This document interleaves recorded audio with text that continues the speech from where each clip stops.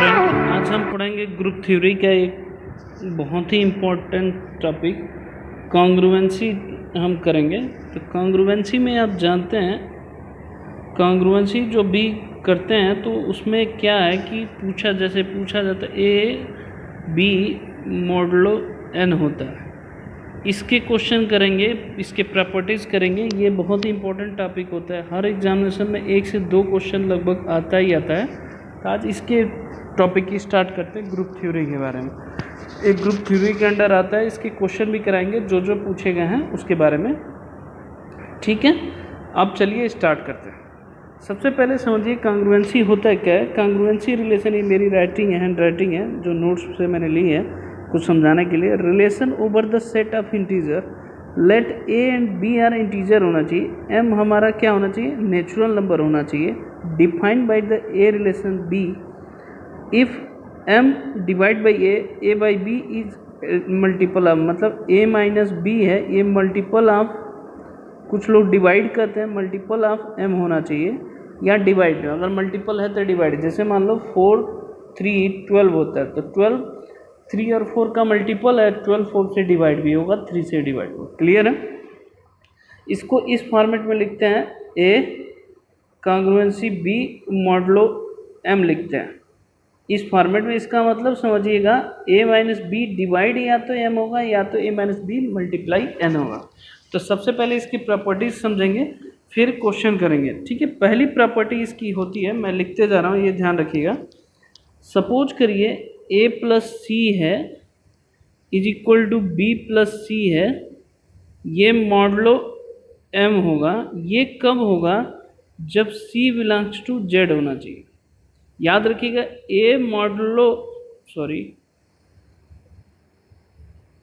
ए modulo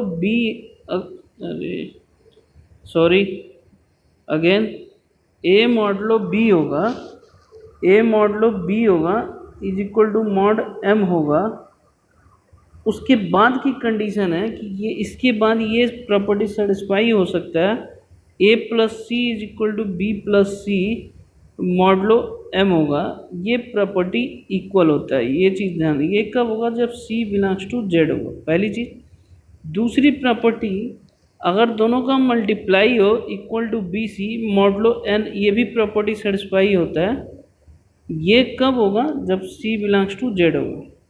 तीसरी property, ये पिछले साल पूछी गई थी, A to power N equal to B to power N modulo N है, मॉडलो एम है।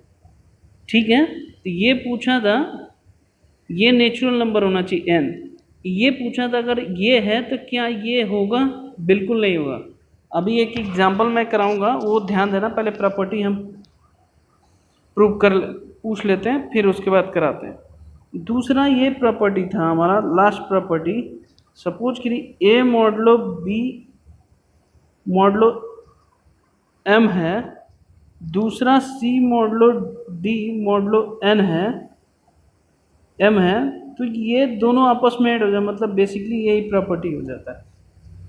तो ये मॉडलो कॉन्ग्रुएंसी की प्रॉपर्टी है। ठीक है, अब जो क्वेश्चन पूछा, जैसे मैंने ये कहा था, ये अगर है तो ये होगा कि नहीं होगा, एरो बनाया था, इसका एक क्वेश्चन कराते हैं। जैसे देखिए, एक क्वेश्चन करिए, 3 का स्क्वायर 2 का स्क्वायर मॉडलो 5 है।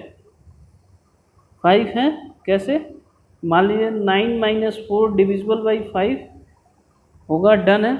बट 3 मॉडलो 2 मॉड 5 होगा, कभी नहीं हुआ। इसीलिए वो प्रॉपर्टी पूछा था कि A to power N is equal to B to power N modulo M था। तो पूछा था क्या ये होगा, A is equal to modulo B modulo M होगा, तो आप बताएंगे नहीं। ठीक है, अब इसमें क्वेश्चन कैसे पूछे गए हैं ये हम बता रहे हैं, आपसे पूछना चाह रहे हैं, और कैसे कैसे क्वेश्चन इसमें पूछे गए हैं वो क्वेश्चन इसमें डिस्कशन करें। जैसे पहला क्वेश्चन पूछा हुआ था कि 2 पे power 100 is equal to x modulo 7 है। तो पूछ रहा है find the value of x, पूछा था find the value of x पूछा है। तो सबसे पहले इसको करने से पहले सलूशन आप ये ध्यान रखिए, 2.3 8 होता है, 8 माइनस 1 क्या होता है, 7 से डिविजिबल होता है। ये क्लियर है, समझ में आ गया। अब दोनों साइड 3/33 हम कर रहे हैं, 3 ऑलरेडी था, 1/33 कर रहे हैं, मॉडुलो 7 था, क्लियर है। और 2/33 कितना होता है, 99 होता है, यहाँ 1 हो गया, यहाँ मॉडुलो 7 हो गया। अब यहाँ देखिए जो प्रॉपर्टी का आंसर 2/100 पूछ रहा है, एक और 2 से मल्टीप्लाई कर देंगे तो 100 इज इक्वल टू क्या होगा, 2 मॉडुलो 7। तो यहाँ जो पूछा था x की वैल्यू क्या होगा, x की वैल्यू 2 होगा। तो इस तरह के क्वेश्चन को आप ऐसे टैकल करेंगे तो आपको आसानी से आंसर मिल जाएगा, क्लियर है। ये समझ में आया कैसे करना है मॉडलों का, समझ में आ गया, क्लियर। एक आध और क्वेश्चन पूछे हुए थे वो देखिए, एक और क्वेश्चन पूछा था इसी तरह कि आप ये समझिए कि 2/50, इसी क्वेश्चन पर नेक्स्ट ईयर पूछा था कि 2/50 जहाँ x मॉडुलो 7 पूछा था, इसमें पूछा था x की वैल्यू क्या होगा, वो आप एक्सप्लेन करके बताइए। तो अब आप देखिए ये पूछा था, मॉडुलो 7 भी हो सकता है, कुछ भी हो सकता है, वॉट एवर, मुझे नहीं पता, लेकिन आप ये क्वेश्चन कर सकते हैं, क्लियर है। अब आप देखिए एक चीज़ मैं आप लोग बता रहा हूँ कि अब जैसे इसको करेंगे तो 2/3 इज इक्वल टू 1 मॉडुलो 7 होता है, ठीक है। हम दोनों साइड 16 पावर कर दे रहे हैं, 1/16 मॉडुलो 7 हो गया, तो ये तो 48 हो गया, 2/48, यहाँ 1 हो गया, यहाँ मॉडुलो 7 हो गया। अब यहाँ 50 का रहा है तो 4 से मल्टीप्लाई कर दिया तो 2/50 इज इक्वल टू 4 मॉडुलो 7। तो x की वैल्यू, इसकी आंसर कितना हो गया, 7। तो इस तरह के क्वेश्चन को ऐसे भी पूछा जाता है कि आप इस तरह के क्वेश्चन को कर पाएंगे कि नहीं है। एक और क्वेश्चन इससे पूछा जाता है जो बहुत ही इंपॉर्टेंट होता है, ये मैं आपको बता रहा हूँ। अब जैसे एक और क्वेश्चन पूछा, ये एक क्वेश्चन मैं होमवर्क दे रहा हूँ, ये आप करके बताइएगा मुझे कमेंट में। जैसे मान लीजिए 2/19 x is equal to x modulo 7, ये आपका होमवर्क है, इसका आंसर बताइएगा कितना है। ये मॉडुलो 7 की जब 13, 15, 16, 18, 19, 20 कुछ भी कर सकता है, इस तरह के देख सकते हैं। एक क्वेश्चन पूछा हुआ था, मैं आपको बता रहा हूँ ये कह रहा कि फाइंड द रिमाइंडर, ये भी इसी मेथड से होता है, फाइंड द रिमाइंडर, ये पूछा था फाइंड द रिमाइंडर 41 पे पावर 65 इज डिवाइड बाई 7। तो आप इस मेथड से कर सकते हैं। तो अब देखिए यहाँ 41 करते हैं, यहाँ -1 आएगा, तभी डिविजिबल होगा मॉडुलो 7, क्योंकि माइनस माइनस प्लस हो जाए।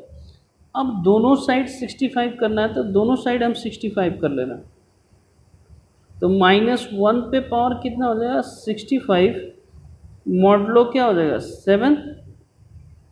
अब यहाँ देखिए ऑड पावर है तो ये कितना हो जाएगा, -1, यहाँ हो जाएगा 41 पे पावर 65 मॉडुलो 7, ये होगा। इसका रिमाइंडर -1 है, तो रिमाइंडर करने पे कितना आएगा, 6 इज़ द राइट आंसर, ठीक है।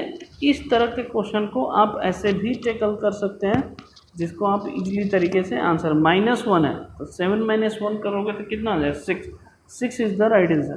तो इस तरह के क्वेश्चन को आप ऐसे भी टैकल कर सकते हैं, जिसको आप इजी तरीके से इसका आंसर निकाल सकते हैं। क्लियर है, सबको समझ में आया। तो आगे बढ़ते हैं, ग्रुप थ्योरी का छोटा सा क्वेश्चन था जिसको मुझे बताना था। ओके, धन्यवाद बच्चों।